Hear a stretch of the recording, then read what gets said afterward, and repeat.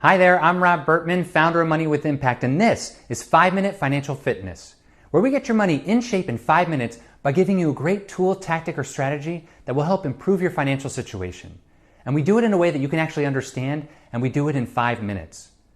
So the topic for today is why I think the term retirement plan or retirement account is really the wrong word, because it really doesn't describe how we can use the money within that account.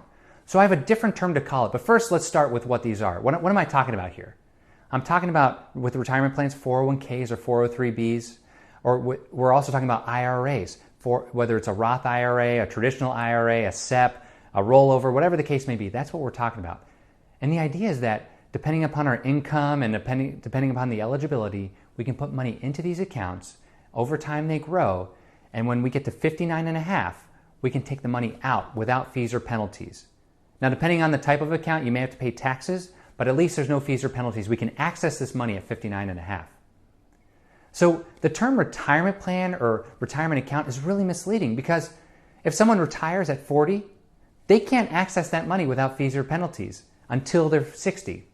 And if they want to keep working until they're in their 80s or 90s, well, they can get the money at 60 even though they're still working.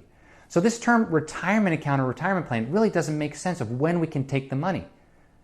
Now, the other thing about the term retirement plan or retirement account is that it's sort of an old-fashioned connotation, sort of like Social Security. It makes us think that we have to retire when we're 60 or 65. And it's just not the case. We should be able to set our goal of when we want to retire. And it doesn't matter about contributing to a retirement plan that we need to retire by that age.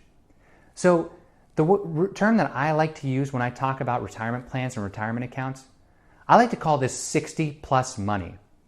Because at 59 and a half, let's just round it up to 60, that's when I know that I can take money out without fees or penalties, whether I'm retired or not. So when I'm looking at my financial goals, when I'm looking at my balance sheet, or I call it a wealth scorecard, the IRA or the retirement plan that I have, I can use this money when I'm 60 years or older. So if I have financial goals that I need to accomplish, that I want to accomplish before I'm 60, then I need to have that outside of this retirement plan. And if I find financial goals that will take me into my 60s, 70s, or 80s, well, guess what? I can put it in the 60 plus money category, because that's when I can access it. So again, calling retirement plans or retirement accounts 60 plus money is a much more accurate description of when we can use the money, because it has nothing to do with retirement. It has everything to do with being 60 years or older.